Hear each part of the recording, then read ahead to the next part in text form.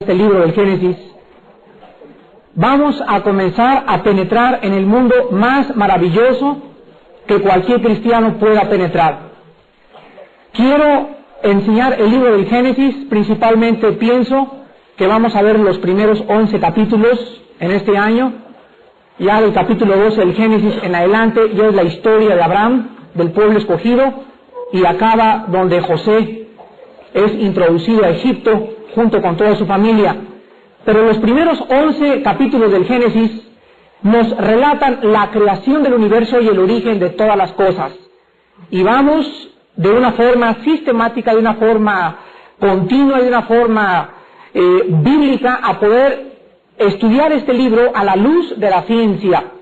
Y yo quisiera, antes de comenzar a abrir este libro, que todos ustedes de veras invitaran a estos estudios a sus maestros, inviten a los astrónomos. Si tú conoces a algún astrónomo, ve al Observatorio de México y tráelo para que comience a estudiar, o llévale el cassette, porque vamos a ver a través de la ciencia y del libro del Génesis que la Biblia es el libro de Dios, es la palabra de Dios, y es maravillosa la forma como Dios ha revelado en este libro del Génesis el origen de todas las cosas que nos rodean. Quiero decirles a ustedes que el Génesis es el libro más importante que jamás se haya escrito. La Biblia es la compilación de 66 libros, y el libro del Génesis es la fundación de todos los demás. Fíjense nada más la importancia. De todos los libros de la Biblia hay una estructura, y la base de toda la Biblia es el libro del Génesis. ¿De dónde? Si nosotros quitamos el libro del Génesis, o no comprendemos el libro del Génesis, no comprendemos tampoco ninguna parte de la Biblia. Porque el fundamento y la base principal de toda la Biblia es el libro del Génesis.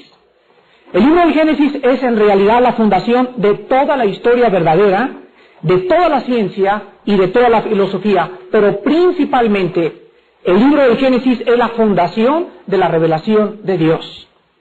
Quiero mostrarles en esta noche, en la introducción al libro del Génesis, porque es lo que vamos a ver en esta noche, la introducción a este libro. Quiero en primer lugar mostrarles la historicidad del Génesis. Por ejemplo, ¿saben ustedes que en el Antiguo Testamento Adán es mencionado en los libros de Deuteronomio, Job y Primero de Crónicas? Noé es mencionado en Primero de Crónicas, Isaías y Ezequiel. Abraham es mencionado por su nombre en 15 libros del Antiguo Testamento. Y del Nuevo Testamento, Jacob se menciona en 20 libros del Antiguo Testamento y en 17 libros del Nuevo Testamento.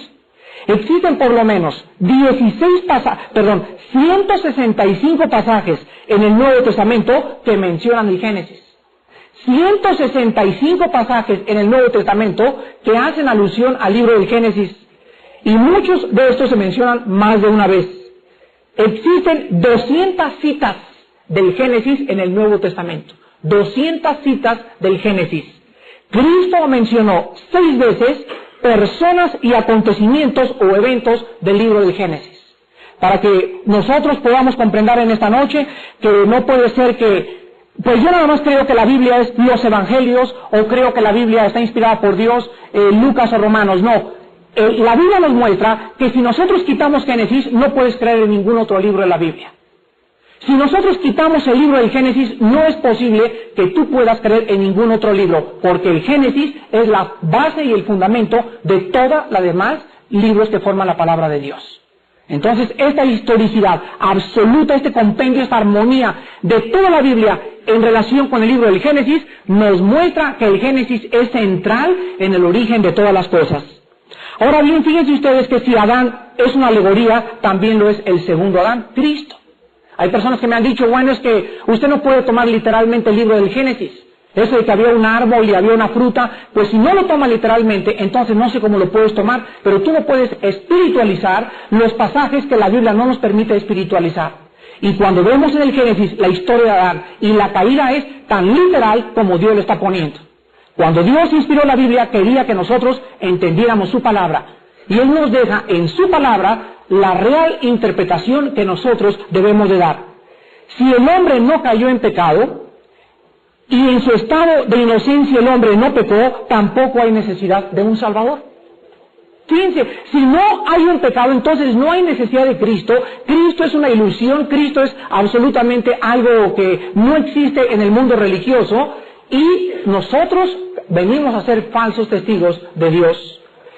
Si todas las cosas pudieran ser contadas como un proceso natural de la evolución, no habría razón para mirar hacia adelante en el futuro para la consumación supernatural de todas las cosas. O sea, si vivimos en un universo cerrado, y si todo es el resultado de un accidente, si no hay un propósito en la vida, si no hay un castigo al final, si no hay un infierno, si no hay un cielo, carecemos totalmente de un propósito para seguir viviendo. Estaba leyendo anoche a uno de los más grandes pensadores cristianos que se llama R.C. Sproul en Estados Unidos, vino a ocupar el lugar de C.S. Lewis. Él y Josh McDowell son los más grandes apologistas que existen. Y estoy leyendo un libro que escribió que se llama Si existe Dios, ¿por qué hay ateos? Así se llama el libro. Y es una compilación filosófica, bíblica, de la psicología del ateo. Y decía este hermano lo siguiente, fíjense qué cosa más maravillosa. Muy bien. Habemos dos personas en este mundo. En una está el cristiano que tiene una razón, un propósito, un significado para vivir. Tiene Dios y tiene esperanza y todo lo que le rodea tiene un propósito en cuanto a su familia, en cuanto a su trabajo, en cuanto a sus hijos. No vive como un animal, él tiene un propósito para poder vivir. En otro lado está el ateo, o sea, no necesitas decirme en esta noche, bueno, yo siempre he creído en Dios, porque hay ateos prácticos. El ateo práctico es el que cree en Dios, pero vive como si no existiera. Lo vuelvo a repetir. Es el que dice que sí existe Dios, pero vive como si no viviera Dios. O sea, pues yo sí creo en Dios, pero tiene su amante. Yo sí creo en Dios, pero no paga impuestos. Yo sí creo en Dios, pero no hay temor en su corazón delante de Él. Ese se llama ateo práctico. Bueno, pues esta persona, aunque él cree en Dios, su vida carece de propósito. Su conocimiento y su aceptación es intelectual y no va más allá de su propio intelectualismo. Entonces esta persona no tiene propósito, no tiene significado y se encontrará al final en un juicio. Entonces en esta noche nosotros encontramos que la Biblia nos muestra que debemos de colocarnos en cualquiera de estos dos caminos. No te basta decir creo en Dios, tú tienes que vivir con temor de Dios en tu corazón. Y si este temor no está en tu vida, realmente eres un ateo práctico. Vemos nosotros también que si el Génesis no es verdad, tampoco lo son los profetas ni los apóstoles que testificaron que el libro del Génesis era verdad. El mismo Jesucristo vendría a ser un falso testigo de la verdad o un engañador que fue también engañado. La fe en el Evangelio de Cristo para la salvación eterna del alma sería solamente la burla más grande de la cual nosotros pudiéramos creer. Ahora muy bien, la palabra Génesis es la palabra hebrea Bereshit. Quiero que apunten esta palabra porque es muy importante como base en nuestro estudio, es con B de burro. Bere, S-H-I-T-H, Bereshit, y significa origen. El libro del Génesis es el libro de los orígenes, el origen de todo aquello que existe. La metafísica, la religión y la filosofía tienen tres preguntas incontestables. ¿Quién soy? ¿Soy venusino o venimos, como dijo el fundador de la genética, Ron Hubbard, de un demonio llamado Semu que hace 7,000 años vivió allá en una chispa del sol y brincó y cayó unas chispas aquí en la tierra? O sea, cada quien va a tener su rollo de dónde venimos. ¿Habrá alguien que pueda realmente, absolutamente decir, somos esto y por esto y por esto y por esto y por esto? ¿O solamente siempre especularemos y siempre imaginaremos el origen de nosotros? ¿Quién soy? Nadie te lo puede decir más que la Biblia. Nadie. Y cualquier otro pensamiento o respuesta a esta pregunta es de carácter especulativo. ¿De dónde venimos? ¿Dónde comenzó todo? La teoría de Laplace, una explosión, teorías. De una sola célula, teorías. Del chango, teorías. La Biblia nos muestra de dónde venimos. Y no solamente la Biblia contesta quién soy, de dónde vengo, sino que también la Biblia contesta la tercera pregunta, metafísica, religiosa y filosófica, ¿a dónde se dirige la humanidad? ¿En qué acabará todo? ¿Cuál es el propósito de todo? ¿Hacia dónde nos dirigimos? ¿Y cuál es el propósito del bien y del mal en este universo? Solo el libro del Génesis nos da la respuesta. Vamos a ver en primer lugar entonces el origen del universo. El Génesis nos dice en el versículo 1, en el principio creó Dios los cielos y la tierra. Este versículo lo vamos a estudiar el próximo lunes. Pero quiero mostrarles a ustedes que la Biblia nos muestra en este versículo que el origen del universo no fue por un accidente. El origen del universo no fue por algo espontáneo, que de repente hubo una explosión y salió un planeta llamado Tierra y comenzaron 8 planetas girar alrededor del Sol en una órbita perfecta. El origen del movimiento, el origen de la complejidad, el origen del orden no es absolutamente de carácter accidental. La Biblia nos dice que detrás de todo lo que existe un ser inteligente con un carácter y una personalidad que se llama Jehová, Dios de los ejércitos. El Dios de todas las religiones es un Dios que, existe un Dios, una fuerza suprema, como en un programa de televisión que escuché en Estados Unidos. Decía el que estaba dirigiendo el programa: quiero preguntarles al auditorio, ¿cuántos de ustedes creen en una fuerza suprema? ¿Pero a qué le llamaba el fuerza suprema? ¿A la energía? ¿A la materia? ¿Por qué más bien no dijo, cuántos de ustedes creen en Jehová, el Dios de la Biblia? Porque no es realmente una respuesta adecuada decir, hay un Dios, sino que este Dios es personal. Tiene una característica intrínseca, que es un Dios santo. Su justicia es santa, su amor es santo, su fidelidad es santa. Todo gira alrededor de su santidad. Y Él está interesado en que tú y yo le conozcamos de una forma personal, de una relación íntima en espíritu y en verdad. Entonces el Dios que está detrás del universo es un Dios personal, es una personalidad, no es una fuerza ni una conciencia interna como dicen los gurús, ni es el panteísmo que Dios es esto y la energía el átomo, no. Dios está totalmente separado de su creación. Él es un Dios que ha creado todas las cosas aparte de su propia esencia y de su propia personalidad. Encontramos también en el origen del universo que la Biblia nos muestra que el versículo 1 es algo único en la literatura, en la ciencia y en la filosofía. Fíjense ustedes, cualquier sistema de cosmogonía, ya sea religioso o de modelos científicos, comienzan siempre con materia eterna, o con alguna forma de energía de donde otras entidades gradualmente se derivaron por medio de algún proceso. Pero solo el libro del Génesis nos relata el origen de la materia, del espacio y del tiempo. Entonces, este universo que nos rodea tiene un propósito y hay alguien detrás de todo lo que existe. Y la Biblia dice, en el principio, Elohim. Ahí se usó la palabra Elohim, que analizaremos el próximo lunes. En segundo lugar, el Génesis es el origen del orden, de la complejidad y del movimiento. ¿Saben ustedes, amigos científicos y maestros que nos están visitando, que jamás el orden ha surgido espontáneamente? Si tú agarras una caja de palillos, por ejemplo, y sueltas la caja de palillos, todos los palillos van a caer en desorden. Si tú avientas un diccionario y rompes todas sus páginas, van a pasar millones de años antes de que el diccionario se ponga en orden. No hay nada absolutamente en el universo que surja espontáneamente en una forma ordenada, porque todo comienza con un desorden y después viene el orden. Entonces la Biblia nos muestra que el orden comenzó realmente con Dios. El orden en tu casa va a comenzar cuando tengas a Dios en tu vida. El orden en tu trabajo va a comenzar cuando tú tengas a Dios en tu trabajo. Mientras el hombre no tenga a Dios, la vida del hombre es un desorden. Primero está tu trabajo, después está tu esposa, después tus hijos y en último lugar Dios. Hay desorden en tu vida. Por eso todo es un caos.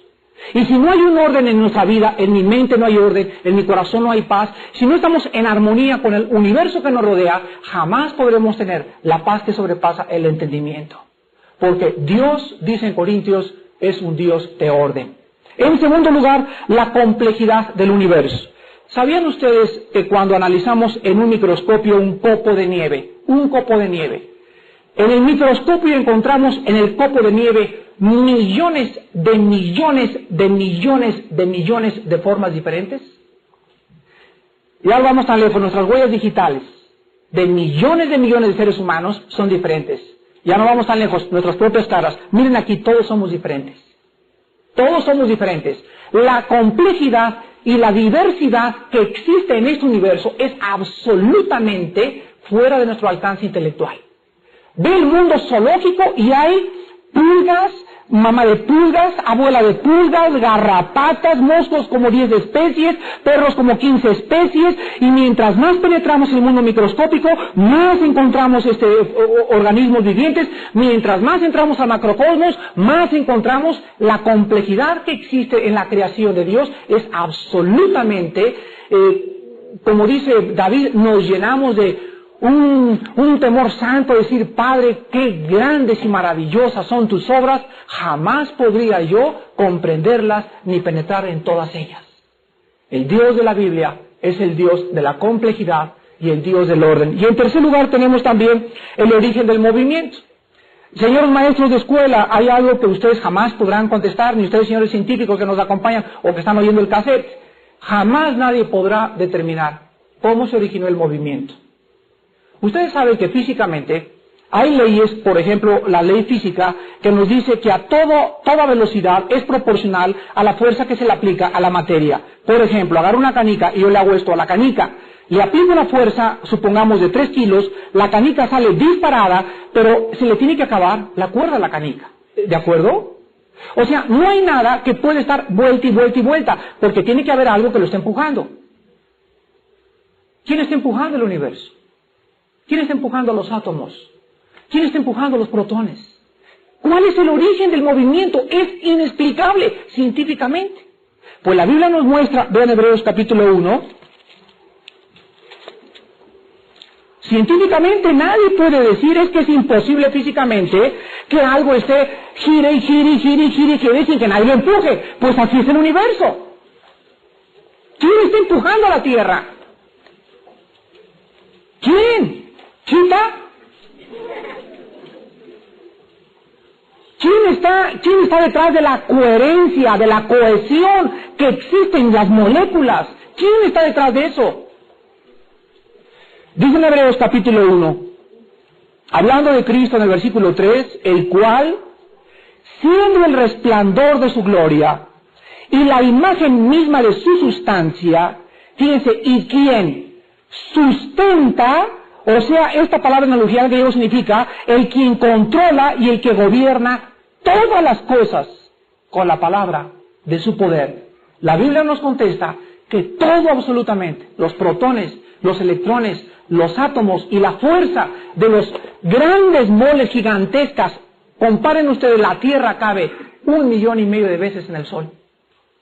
Esa mole que es el Sol, inmensa, que está perdiendo cerca de 5 millones de toneladas masa por segundo, cuando hablemos del Sol y vamos a hablar de todos los planetas, vamos a comprender que es absolutamente incomprensible que podamos decir, es como si ahorita, fíjense ustedes a qué le vamos a comparar. Ahorita yo veo esta cosa que comienza a flotar así en el aire, y comienza a darme vuelto alrededor, y entonces yo digo, qué bonito papelito, y me preguntan mis hijos, papá, pero ¿quién está moviendo el papelito? Pues no sé, pero está flotando el papelito. A lo mejor Chita está detrás del papelito. Y sigue el papelito flotando dentro de mí. Y estoy viendo la realidad, estoy viendo la última realidad en algo que está físicamente flotando a mi alrededor. Y yo estoy negando esa realidad porque no lo comprendo. Así es el que, no creo que exista Dios, porque para mí creer en Dios significa que la respuesta a las guerras, la respuesta a la maldad, y un Dios de amor no puede permitir el mal, porque tú no puedas comprender intelectualmente la maldad. Fíjate a lo que llegas a una conclusión o una premisa donde tú niegas intelectualmente el origen del movimiento. Entonces, si tú tienes preguntas intelectuales que te impiden creer en Dios, hay afirmaciones intelectuales más grandes para creer en Él. Pero el hombre deliberadamente, dice la Biblia, ha escogido y determinado. Al ver los cielos cuentan la gloria de Dios, la obra tan maravillosa de un creador, el origen del movimiento, la cuestión de los átomos, nuestra diversidad, nuestra complejidad, es imposible que por accidente todas estas cosas puedan existir. Alguien tiene que estar detrás de todo. También en tercer lugar encontramos en el Génesis el origen del sistema solar. Dice en Génesis capítulo 1, del 14 al 19, dijo luego Dios, haya lumbreras en la expansión de los cielos para separar el día de la noche, y sirvan de señales para las estaciones para días y años, y sean por lumbreras en la expansión de los cielos para alumbrar sobre la tierra, y fue así. E hizo Dios las dos grandes lumbreras, la lumbrera mayor, o sea, el sol, para que señorease en el día, y la lumbrera menor para que señorease en la noche. Hizo también las estrellas.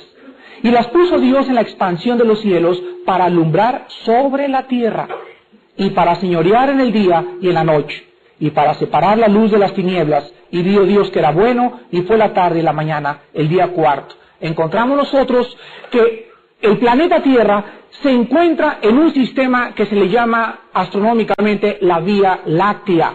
El planeta Tierra se encuentra enfrente de una mole que es 1,5 millones de veces más grande que nosotros, y de otra lumbrera pequeña que está reflejando la luz del sol sobre nosotros, que se llama la Luna, y de 8 planetas que tienen un movimiento elíptico perfecto alrededor de su órbita, y que todo el sistema donde la Tierra se encuentra es un movimiento perfecto, donde un planeta no choca con el otro, ni se cruza el periférico, ni se pasan los saltos, sino que es absolutamente y cronológicamente llevado a cabo, y donde todo lo que existe tiene una respuesta. Cuando analicemos los planetas, vamos a descubrir, por ejemplo, cómo es posible que la Tierra, en la Vía Láctea que nos rodea, pueda tener las únicas características para la vida.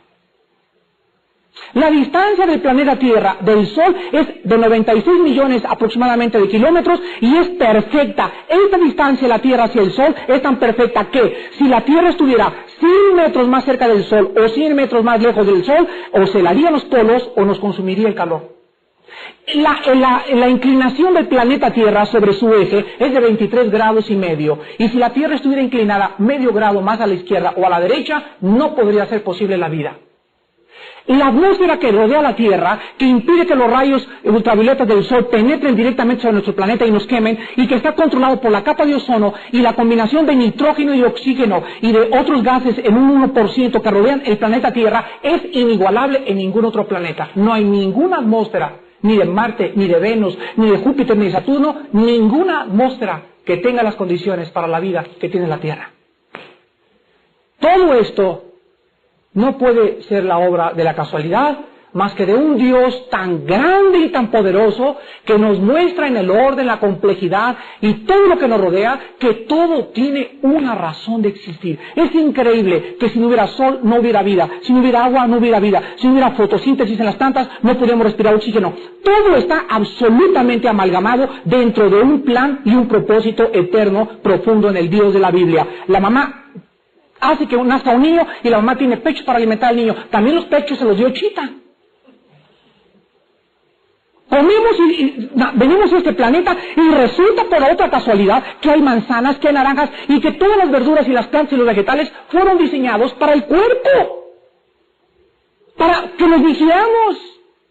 Todo, absolutamente, el aire que respiramos, el agua donde nos metemos, los paisajes para nuestro deleite, todo fue diseñado por un Dios que nos dice en Romanos Pablo, habiendo conocido a Dios, no le glorificaron como a Dios, ni le dieron gracias, sino que se envanecieron en sus pensamientos, y su necio corazón fue entenebrecido, y profesando ser sabios, se hicieron necios. La Biblia nos muestra en el Génesis el origen del sistema solar. En cuarto lugar, la Biblia nos muestra el origen de la atmósfera y de la hidrosfera terrestre. ¿Saben ustedes que la Tierra, repito, está equipada singularmente con un gran cuerpo de agua líquida y con una cortina muy grande o extensa de gas, nitrógeno y oxígeno? No sé cuántos de ustedes sepan la composición de la atmósfera terrestre, pero tiene aproximadamente, después tengo los datos precisos, como un 75% de nitrógeno, como otro 20 y tantos % de oxígeno, y hay solamente 1% de otros gases. Entre ellos están el ozono, etcétera, etcétera. Pero la gran composición de la Tierra, entre el nitrógeno y el oxígeno que existen, es perfecto para poder vivir. Un porcentaje más elevado de oxígeno o un porcentaje más bajo de nitrógeno en el aire que respiramos impediría que nosotros pudiéramos subsistir. Dios nos muestra que este origen, cuando veamos el versículo donde dice, y separó Dios la expansión de arriba con la expansión de abajo, vamos nosotros a ver que en este plan perfecto de Dios, Él creaba la atmósfera de la Tierra antes de que nosotros pudiéramos vivir. En quinto lugar encontramos nosotros el origen de la vida. Dice en Génesis 1, del 11 al 13. Después dijo Dios, produzca la tierra hierba verde, hierba que dé semilla, árbol de fruto que dé fruto según su género, que su semilla esté en él sobre la tierra, y fue así. Produjo pues la tierra hierba verde, hierba que da semilla según su naturaleza, y árbol que da frutos, cuya semilla está en él según su género, y vio Dios que era bueno. Y fue la tarde y la mañana el día tercero. Vamos nosotros a salir mañana a piscar frutas y vamos a encontrar una manzana partida a la mitad, que dentro de la manzana hay semillas que producen manzanas. Partimos una naranja y la naranja tiene semillas que producen naranjas, no producen hamburguesas McDonald's, ni papas fritas tampoco de Burger Boy, producen naranjas. Agarras un plátano y el plátano produce plátano, la sandía produce sandías, el melón produce melones, y el origen de todas las cosas nos lo da la Biblia. Nunca jamás en el mundo de la genética se ha podido violar esta ley. El hombre hizo un experimento hace creo que fueron hace 30 o 40 años. Y el experimento del hombre fue el siguiente: cruzar un caballo con una burra.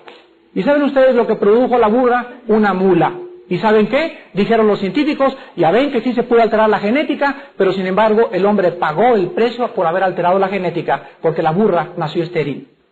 Y no hay ninguna mula que pueda producir otros hijos, o mulitos, o burros, o caballos, porque cuando se altera la genética establecida por Dios en el libro del Génesis, el hombre recibe las consecuencias debido a su extravío. Así pasa también cuando un hombre se mete con un hombre. Dios no hizo a los homosexuales ni a las lesbianas, ni para que tuviéramos relaciones sexuales con los animales. Dice la Biblia en Romanos que Dios diseñó a una mujer para que fuera el complemento del hombre. Y cuando el hombre tiene relaciones con alguien de su propia especie, recibe las retribuciones como el SIDA, como el herpes y como las enfermedades que están siendo enviadas como una maldición de Dios al violar el hombre la propia sexualidad que Él determinó que fuera hombre con mujer, mujer con hombre, y no hombre con hombre, mujer contra mujer. Cualquier ley que violemos, vamos a recoger las consecuencias. Porque lo que el hombre siembre, el hombre recogerá. Encontramos también el origen del hombre. Dice en el versículo 26, en sexto lugar encontramos en el Génesis el origen del hombre. ¿Qué es el hombre? ¿Quién es el hombre? Pues antes de yo de ser cristiano, yo decía, somos animales racionales. Es la cúspide más elevada de la creación animal. Pero sin embargo, fíjense ustedes, estudiantes que están estudiando o vienen con nosotros a estudiar el libro del Génesis, que hay una pregunta que tú le debes hacer a tus maestros. Maestro, quiero que me diga usted con toda honestidad, y le voy a dar 6 meses maestro, de veras, o si quiere le doy 1 año. Y vaya a todas las bibliotecas del mundo, vaya a todos los libros de zoología, vaya a todas las academias de literatura, en fin, le doy el tiempo que quiera para que usted me conteste esta pregunta. A ver, querido alumnito, ¿cuál es? La pregunta es la siguiente: ¿cuál es la diferencia entre el animal y el hombre? Pues el maestro te va a contestar la cola. La razón no, porque los changos tienen en cierto grado el caballo, el delfín, el perro y el chango, el chimpancé, son los 4 animales o las 4 especies que existen en el mundo de la zoología que realmente se podría decir razonan en cierto grado, no como el hombre, pero razonan. Les voy a dar la prueba. Un día agarraron a un chimpancé y lo metieron a una jaula en la Universidad de Los Ángeles, California. Cuando le colgaron unos plátanos al chimpancé, el chimpancé comenzó a brincar para alcanzar los plátanos. No los pudo alcanzar. ¿Saben ustedes lo que hicieron los científicos? Le empujaron 3 cajones dentro de la jaula. Entonces el chimpancé puso un cajón, puso el segundo cajón sobre el primer cajón, el tercer cajón sobre el segundo cajón, se brincó al tercer cajón y alcanzó los plátanos. Eso se llama razonamiento. Entonces el razonamiento no es la diferencia. La inteligencia, hay animales más inteligentes que nosotros. Dice en Isaías, fíjense, esto es lo más vergonzoso, dice el profeta Isaías: el asno y la mula reconocen a su dueño, pero el hombre no sabe quién es su criador. Está en Isaías 1, versículos 2 y 3, al que le interese la cita. Entonces la Biblia nos muestra, y es el único, pero el día que tu maestro vaya y abra la Biblia, entonces va a descubrir la diferencia. Y la única diferencia entre nosotros y los animales solamente nos las da el libro del Génesis. La diferencia entre nosotros y los animales no es física, no es emocional, no es psicológica. La diferencia entre el hombre y el animal es espiritual. El hombre fue creado a la imagen y semejanza de su creador. El animal no fue creado a la imagen de su creador. El animal fue creado con nepesh, que es la palabra psique en el griego que traducimos alma o consciente. Pero el hombre tiene algo más, tiene una característica más especial. Y esta característica hace que el hombre tenga conciencia del mundo que le rodea. El animal no la tiene. La conciencia del hombre, por ejemplo, lo que decía Sigmund Freud, el gran psicólogo, Decía Freud, yo explico que el hombre es religioso porque el hombre vive con temor de lo desconocido. Y como el hombre no puede explicar lo desconocido, tiene que llamarle Dios. Y ese conocimiento que él se ha forjado subconscientemente de algo desconocido es lo que le hace al hombre tener paz consigo mismo y ahogar ese complejo de culpa con el cual nacimos todos y que él bautizó con el complejo de Edipo o con el complejo sexual. Sin embargo, Freud fue grandemente un hombre equivocado, porque la diferencia no es eso, la diferencia está en que el hombre tiene la adoración o es incorregiblemente religioso porque el hombre tiene en su conciencia la imagen de su Creador. Vean ustedes la historia, no hay ninguna historia de ninguna raza, de ninguna tribu que no haya adorado a un Dios. No hay ninguna historia de ninguna tribu, de ninguna raza que no haya adorado o al sol, o a la luna, o a las serpientes, pero el hombre, dice en Eclesiastés, lleva la eternidad en su corazón. Es como si un gran constructor hubiera construido una grande ciudad, y después de haber hecho esta grande ciudad, este grande arquitecto hubiera puesto su estatua en medio de la ciudad, para que todos los habitantes de la ciudad, al ver la estatua, siempre recordaran quién fue el que los creó. Así Dios, cuando acabó la creación que fuimos nosotros, puso entre nosotros su conciencia. El hombre trae, aunque no conozca a Cristo ni la Biblia, el hombre trae dentro de su alma la conciencia de que hay un Dios. Por eso el hombre es incorregiblemente religioso. No por el temor, sino porque Dios dice en el versículo 26.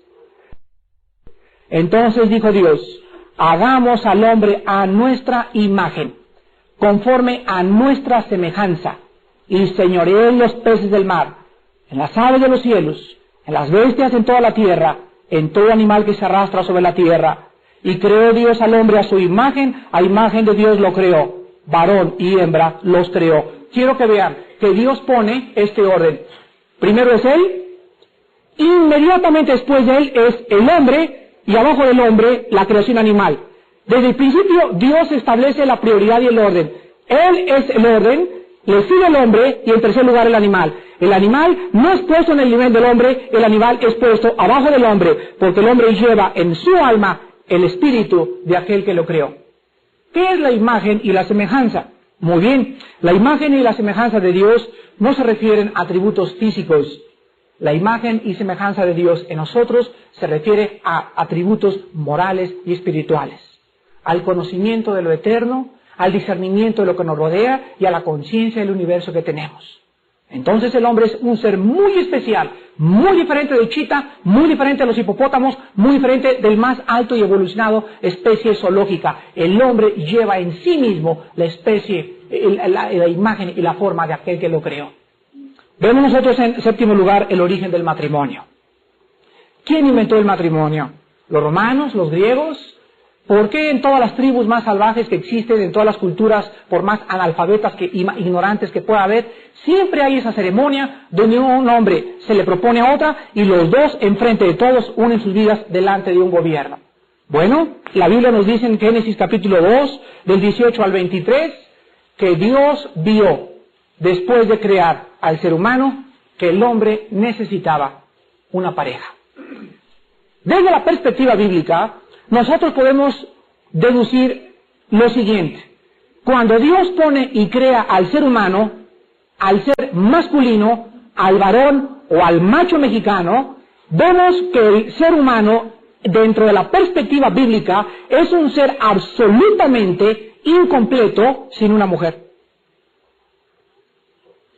Dios diseñó desde el principio que esta mujer tuviera órganos reproductivos femeninos y él tuviera órganos reproductivos masculinos, y que cuando los dos se juntaran, fíjense cuántos accidentes, ¿verdad? Un accidente se junta con dos accidentes y después de la unión de los dos accidentes nace un tercer accidente. Es increíble, ¿verdad?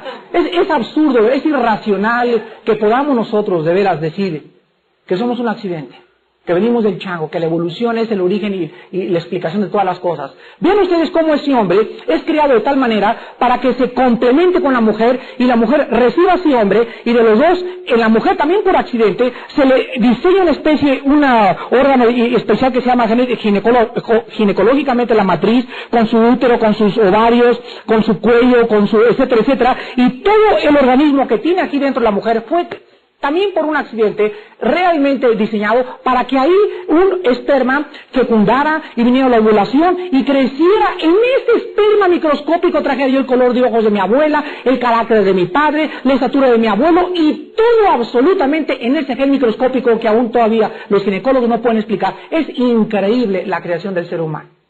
Increíble.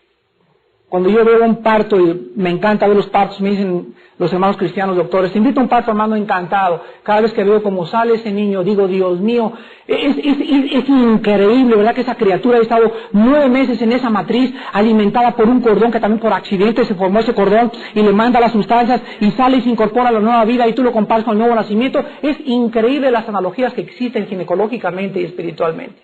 Es increíble. ¿Cómo puede alguien seguir negando la existencia de un Dios? Pues el hombre tiene su origen en Dios, nos creó a su imagen, y antes de pasar a los demás orígenes, les quiero recordar lo siguiente. Por tener nosotros el origen en Dios, el hombre jamás podrá tener la paz sin Dios. Búscale, haz lo que quieras, blasfema, enójate, encapríchate, di ahorita no es cierto, lo que tú quieras, pero quiero que recuerdes siempre lo que te estoy diciendo. En esta noche tú no tienes paz, ni la tendrás jamás. Recuerda estas palabras durante toda tu vida. Fuimos creados para tener comunión con el Dios que nos creó. Y mientras, como decía Agustín, mientras yo no tenga en ti mi paz, Señor, viviré siempre sediento de lo más grande que existe. Mi alma tiene sed, decía David, y sed del Dios vivo. Para que tú puedas entrar en armonía con este universo y tener paz, y poder entender y comprender todo lo que te rodea, y poder entender el propósito para tu esposa, para serle fiel a tu esposa y serle fiel a tus hijos, nunca lo podrás lograr mientras tú no tengas la paz que Cristo hizo en la cruz del Calvario con ese Creador que nos crió a su imagen y a su semejanza. El matrimonio, pues, no fue inventado por los hombres, el matrimonio fue diseñado como una institución universal y establecida por el Dios de la Biblia. La poligamia es poligamia, ¿verdad? El infanticidio, el matriarcado, la promiscuidad, el divorcio, el aborto, la homosexualidad y otras corrupciones se desarrollaron después. Pero Dios instituyó que el matrimonio fuera la base de todo el universo que nos rodea. Fíjense nada más lo santo de un matrimonio. Armando, me dice Dios en Malaquías, acabar el Antiguo Testamento, maldecía a este pueblo porque fueron infieles y maldecía el sacerdocio porque no supieron tratar a sus esposas como yo les dije, son carne de vuestra carne y hueso de vuestros huesos. Cuando el cristiano comprende la profundidad, la santidad y la grandeza de la unión de un hombre con una mujer delante de Dios, el hombre vive para esa mujer y la mujer vive para ese hombre, y el matrimonio es la prioridad después de él en nuestras vidas. No mis suegros, no mis hijos, no mi trabajo, es mi esposa. Y mientras el hombre y el cristiano o la mujer cristiana no entiendan esto, de que la prioridad es nuestro matrimonio, más que la obra, más que la iglesia, más que cualquier cosa, jamás podrá tener realmente el propósito y el plan para el cual Dios lo diseñó. Si tú quieres servir a Dios, arréglate con tu esposa primero. ¿Quieres ser misionero? Arréglate con tu esposo primero. Quiero que me use Dios, todo tiene un comienzo. Si en el matrimonio está mal, todo está mal. Pedro escribía, maridos, vivir sabiamente con vuestras esposas para que vuestras oraciones no tengan estorbo. Fíjense nada más. Una relación equivocada entre mi esposa y yo, o yo y mi esposa, hace que ni siquiera Dios me escuche. Entonces ya ni le muevas. Arregla tus cuentas en tu propio matrimonio. Y déjame decirte algo, sin Cristo nunca tendrás el matrimonio que Él quiere que tú tengas. Vemos nosotros en octavo lugar el origen del mal. ¿De dónde vino el mal? La Biblia nos muestra en el capítulo 3 del Génesis que el origen de la maldad física y moral en el universo son explicadas en el Génesis como una intrusión temporal, entre comillas, intrusión temporal en el mundo perfecto que Dios creó. Fíjense ustedes la filosofía de Giacomo Papini, un gran filósofo italiano que después se convirtió. Papini decía lo siguiente, bueno, yo no soy cristiano, pero hay muchos que me dicen, bueno, Papini, tú no puedes creer en Dios, en el Dios de la Biblia, porque hay un diablo. Oye, ¿qué ocurrencia, verdad, eso del diablo? Y Papini les decía, ¿qué ocurrencia es eso de Chita, verdad? Entonces, Papini comenzó a confrontarse cuando no era cristiano con esta alternativa, y llegó a esta premisa. Papini decía lo siguiente, bueno, si no hay mal, no hay bien. Porque el bien es el conocimiento del mal, pero si el mal no puede presentar resistencia al bien, el bien no puede crecer. Porque para que el bien pueda crecer y para que alguien pueda ser santo, es porque ese santo está luchando contra el mal. Ahora, si nosotros nos llamamos libres, en el mundo que nos rodea, ¿en qué consiste nuestra libertad? Bueno, nuestra libertad consiste precisamente en escoger entre el bien y el mal. Si no hubiera mal, no hubiera libertad. Porque todo sería hacia el bien. ¿Correcto? Pero nuestra libertad consiste precisamente en que Dios crea una raza donde nos da la característica más grande que tiene el hombre. Esta fue la gran equivocada concepción de Carlos Marx y de Federico Engels. Coartarle la libertad al hombre. Cuando al hombre se le coarta la libertad, el hombre es un desastre. Este es el fracaso del comunismo. Dice el dicho mexicano que aunque la jaula sea de oro, no deja de ser prisión. Me decían, bueno, es que en Cuba no hay prostitutas ni drogadictos como en Estados Unidos. Y le contesté yo, pues es que en las cárceles no hay tampoco. A ver si la agarraron. También tenemos en noveno lugar el origen de la redención. Encontramos, por ejemplo, en Génesis 3:21. En Génesis 3:21, por primera vez, se manifiesta la gracia de Dios en toda la Biblia. En Génesis 3:21 encontramos por primera vez la gracia de Dios manifestada. Los estamos estudiando Romanos los domingos, estamos descubriendo que antes de la ley vivían bajo la gracia. Entonces, cuando el hombre peca, el hombre inmediatamente trata de cubrir su desnudez porque se da cuenta de que está desnudo con hojas de higuera. O sea, el hombre por sus propios medios quiere taparse delante de Dios. Dios, en una moraleja profunda, en una alegoría maravillosa, agarra y mata a un animal, dice el versículo 21, y Jehová Dios hizo él al hombre y a su mujer túnicas de pieles y los vistió. Vemos entonces, asentado el principio desde la Biblia, que es Dios el que provee la salvación y no el hombre por sí mismo. Las religiones son hojas de higuera. El hombre no conoce qué es lo que Dios quiere ni cómo puede el hombre ser salvo. El hombre solamente conoce algo. Si yo soy católico o protestante o creo en Dios, me voy al cielo. Bueno, esa es tu concepción, esa es tu filosofía, esa es tu manera de pensar que no tiene su origen en la Biblia. La tiene en las tradiciones de las religiones a las que tú perteneces. Cuando el hombre quiere entrar al cielo por sus propios medios, el hombre es maldecido. Lo único que Cristo maldijo cuando vino al mundo fue una higuera. Donde nos muestra a Dios, maldito todo aquel que no permaneciere en las obras de la ley para cumplirlas.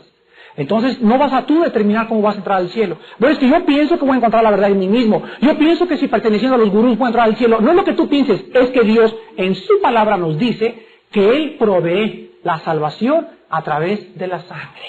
Y sin derramamiento de sangre. Hebreos 9:22, no hay remisión de pecados. Cuando Dios mató al animal, tuvo que haber derramado sangre. Y cuando Dios viste con túnicas a los seres humanos, vemos que se le llama esto en Apocalipsis las ropas o las túnicas de la justicia de Cristo en nosotros. Dios es el que nos viste, nosotros no podemos vestir, ni tampoco hacer ningún esfuerzo para poder vestirnos por nosotros mismos. Dios establece la gracia y el origen de la redención en el libro del Génesis. En décimo lugar encontramos el origen del lenguaje. Ve con todos los lingüistas, vete a las universidades, vete a las escuelas de idiomas y pregúntales a todos que cómo es posible que haya un alemán donde todos hablen alemán perfecto, con orígenes, etcétera, etcétera, todos hablen francés, otros ruso, otros inglés, otros español, bla, bla, bla, bla, y encontramos en el 80%, el 85% de todos los lenguajes, principalmente los semíticos, que son los lenguajes más antiguos que existen, encontramos raíces en los dos, latinas y griegas. Nadie te puede decir cómo se originaron los lenguajes más que el capítulo 11 del Génesis. Y la Biblia nos dice, escuchen, que la diferencia de idiomas es una maldición de Dios.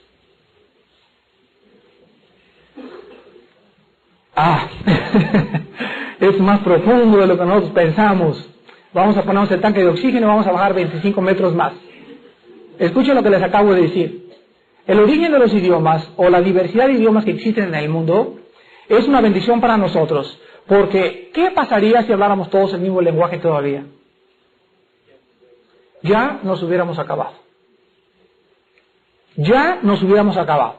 La Torre de Babel fue el primer esfuerzo masivo del ser humano para independizarse, la primera rebelión masiva del ser humano para independizarse de su Creador. Y en ese momento, como todos hablaban el mismo idioma, se juntaron todos para rebelarse contra Dios, y la única forma de quitarles la intención de pelear contra Dios fue confundir sus lenguas. Y en la Torre de Babel, dice la Biblia, nacieron todos los lenguajes del ser humano.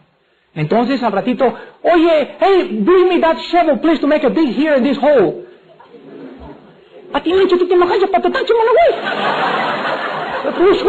Y comienza, pásame la pala para hacer un hoyo. Y todo esto. Entonces, la confusión de los lenguajes impide que sigan poniéndose de acuerdo. Porque mientras todos hablaban la misma lengua, llegarían a independizarse de Dios. Entonces, Dios en su gracia nos divide, y por eso sabemos que cuando estemos en el cielo, pues ya no va a franceses, ¿verdad? Ni alemanes, ni nada, ni rusos.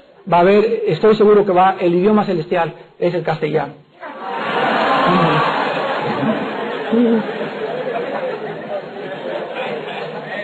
Tenemos también en Génesis, en el 11º lugar, el origen de los gobiernos. Los gobiernos no tienen su origen en el ser humano, dice Romanos capítulo 13, todo gobierno, toda autoridad ha sido establecida por Dios. Y no hay autoridad. O sea, el jefe de una tribu, el jefe de una casa, el jefe de una nación, el presidente de una compañía, en un barco hay un capitán, en todos lados hay un símbolo de autoridad. ¿De dónde nació? ¿Dónde tuvo su origen este símbolo de la autoridad? Que tiene que haber una cabeza en el hogar, no dos, señoras, acuérdense de eso.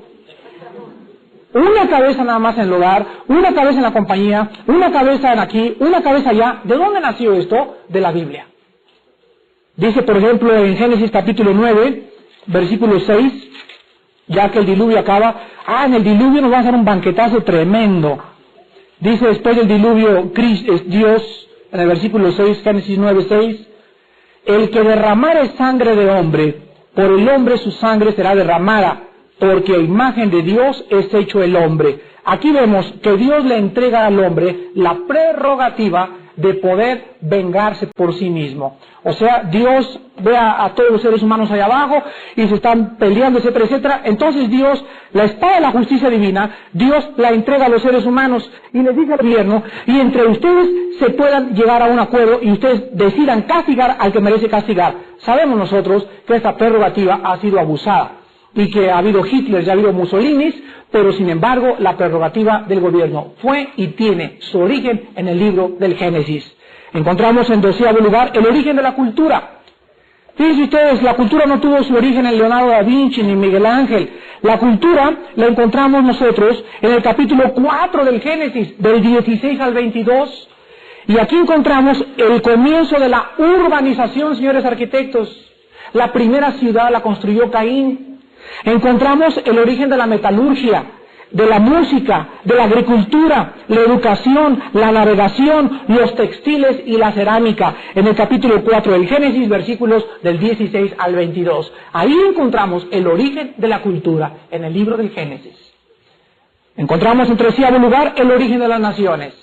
¿Por qué el mundo está dividido o fraccionado en naciones? ¿Por qué esta cosa de ir a la embajada y la visa y que me revisan y que me esculcan y que por aquí, y si no eres gringo no pases para acá y tú tampoco pases para allá? Y todo el ser humano, somos todos seres humanos, todos somos hechos a la imagen de Dios. ¿Por qué está seccionado el mundo por idiomas y por países? ¿Por qué esa hambre de un país para conquistar al otro? ¿Por qué ese hambre de Rusia a conquistar a Estados Unidos y Estados Unidos a Rusia? ¿De dónde nació todo esto? La Biblia nos muestra el origen de las naciones.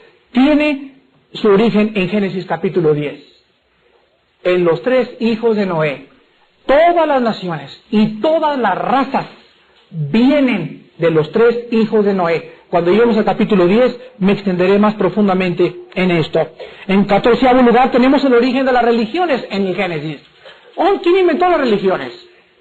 Freud dijo que era el temor del hombre por interpretar lo desconocido. Pero sin embargo vemos que el origen de las religiones se encuentra en Génesis capítulo 4. Caín, el padre de las religiones. ¿Qué es la religión? Bueno, la religión es el intento o el esfuerzo del hombre por alcanzar a Dios a través de sus buenas obras y de sus sacrificios. El intento de alcanzar o de conocer o tener una relación con Dios por las buenas obras o los sacrificios. peregrinaciones, mandas, votos, acostarse en una cama de nopales, cortarse el chongo, cortarse las trenzas, irse peregrinando de rodillas descalzo, tasajearse el cuerpo. Esto es y tiene su origen en Caín. Dios le dice a Abel, tráeme un sacrificio. Y Abel mata a un borreguito para poder acercarse a Dios, porque sus papás Adán y Eva le habían explicado que sin sangre no podía acercarse a Dios. Pero Caín le trae el fruto de la tierra. Y Dios le dice a Caín, vete para acá, no quiero tu ofrenda. Caín se enoja, se ensaña su rostro y Dios lo corre y le dice, voy a poner una marca para que no te metan. Ahí está la gracia de Dios en Caín, pero Caín es el origen de todas las personas que creen que con creer en Dios o acercarse a Dios puede entrar al cielo. La Biblia dice, no, sin la sangre de Cristo nadie entrará a mi presencia. Encontramos en 15º lugar el origen del pueblo de Dios, en último lugar, los judíos. ¿Cuándo se originó la raza hebrea? ¿Y cuál es la raza más antigua que existe? Bueno, hay dos escuelas. Unos dicen que son los sumerios, la raza más antigua, y si tú ves un libro de historia, sobre todo los grandes historiadores como el doctor Arnaiz Ifrega en México, un gran historiador, amigo de mi familia, nos contaba, yo me acuerdo cuando tenía 15 años de edad, que llegaba a mi casa a cenar y le decía el doctor Arnaiz Ifrega a mi mamá, bueno, es que yo pienso y asevero y estoy de acuerdo en que los sumerios son considerados la raza más antigua. La Biblia dice que la raza más antigua es el pueblo judío. Dios llama a Abraham en el capítulo 12 del Génesis y Dios funda la nación más antigua de toda la historia junto con los sumerios que existe en la historia universal.